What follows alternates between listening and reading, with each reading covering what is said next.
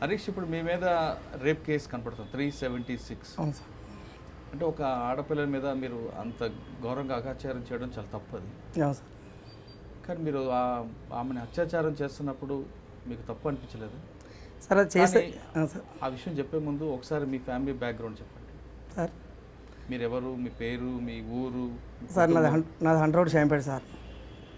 నాకు 2 ఆడపిల్లలు, ఇప్పుడు డిగ్రీ చదువుతున్నారు సార్. నాకు ఫస్ట్ కేసు అయినప్పుడు కూడా చాలా అది అనిపించింది. అంటే మీ 2 ఆడపిల్లలు చదువుకున్నారు? అవును సార్. మీరు ఎక్కడ ఉంటారు? మీరు వ్యాపారం ఏంటి? మీకు ఆమె ఎలా పరిచయం? మా ఇంటి పక్కనే సార్, ఇంటి పక్కనే ఉండేవాళ్ళు. ఇక అనుకోకుండా ఇట్లా యాక్సిడెంట్ అయిందని చెప్పి కొన్ని గొడవలు కూడా అయినాయి మా దగ్గర. గోడ కొట్టడం కానీ, ఇట్లా చేయడం కానీ, ఇట్లా ఇది తల్లి రమ్మని చిన్నపిల్లల మీద కేసు పెట్టడం కానీ, ఒక రకంగా ఏదో ఒకటి గొడవల గురించి అది చేసి మొదలు పెట్టిండు. మళ్ళీ దాని తర్వాత నేను లోపలికి జైలుకి వచ్చిన తర్వాత కూడా నేను మళ్ళా బెయిల్ మీద బయట జైలుకు వెళ్ళక ముందు మీకు 2 ఆడపిల్లలు ఉన్నారు. అవును. 2 ఆడపిల్లను ఒక తండ్రి ఒక ఆమెను రేప్ చేయడం తప్ప కదా? అవును సార్, మీరు అన్నది కరెక్ట్. అది నేను కావాలని పెట్టిన కేసే సార్. ఇది నేను చెప్తున్నా కదా సార్, ఇది కావాలని కేవలం పెట్టిన కేసే. ఇది పెట్టిన కేసు గురించి కూడా ఇంకోటి సార్, ప్రతి ఒక్క ఎవిడెన్స్ కూడా దగ్గర తీసుకొచ్చి పెట్టించారు. ఆ రోజు ఏం జరిగింది చెప్పండి సార్. ఆ రోజు ఏం జరిగింది? మీరు ఆమె ఇంట్లోకి ఎందుకు వెళ్ళారు? ఆమె ఇంట్లోకి నేను పోలేదు సార్. ఆమె మా ఇంట్లోకి వస్తుంది సార్. మా ఇంట్లోకి వస్తేనే రేపు జరిగిందని చెప్పి వాళ్ళ ఫాదర్ పెట్టించిండు, కావాలని చెప్పి పెట్టించిండు, పోలీసులను అది చేసిండు. మీ ఇంట్లోకి ఎందుకు వచ్చారు? ఎప్పటికి వస్తేనే ఉంటుంది సార్.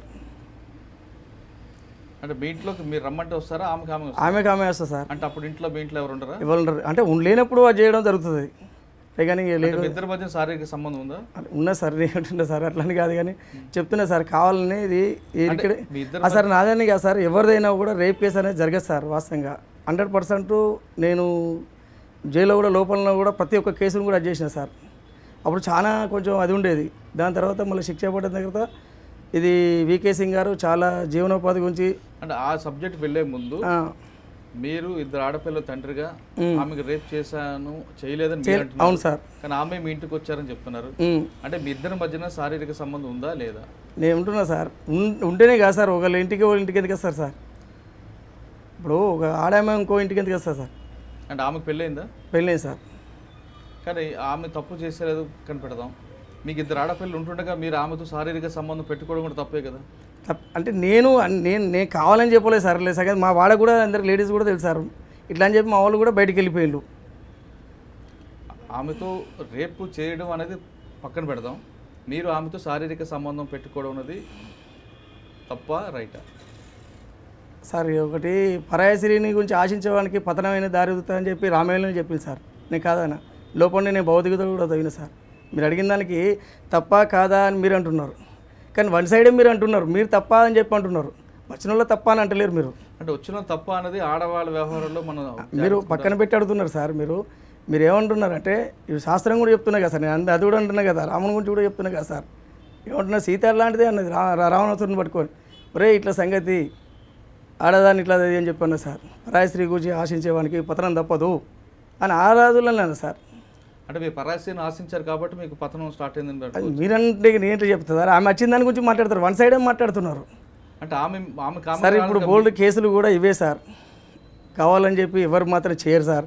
ఒక లేడీస్ను ఒక జెంట్స్ రేపు కావాలని చెప్పి కాదు, అది జరగని విషయం, నిత్య సత్యం. ఇది కోఆపరేషన్ లేని కాదు సార్. ఇది ఇవాళ రూపాయలు చూడండి సార్. ఒక 20 ఏళ్ళు, ఒక 25 ఏళ్ళ పిల్లాడు, 3 సంవత్సరాల అమ్మాయి, 4 సంవత్సరాల అమ్మాయి విన్నారా సార్? తల్లి రమ్మంటే నాటంటే 3 సంవత్సరాల అమ్మాయి, 4 సంవత్సరాల అమ్మాయిని పెళ్లి రేప్ చేయడం ఏం సార్? ఇది రేపే కదా. ఇప్పుడు అన్ని కేసులు పెట్టేటిగా సార్ ఇవి. For more videos, subscribe to iDream. And loads of fun entertainment and content, do watch iDreams. Do subscribe iDream Media. Please subscribe iDream. దయచేసి iDreams మీరు సబ్స్క్రైబ్ చేయాల్సిందిగా నేను కోరుతున్నాను. I am Dr. Nayak, DT Nayak. For more videos, please subscribe to iDream. Please subscribe iDream News. Please subscribe iDream. Please subscribe iDreams. మీరు చూస్తున్నారు iDream News.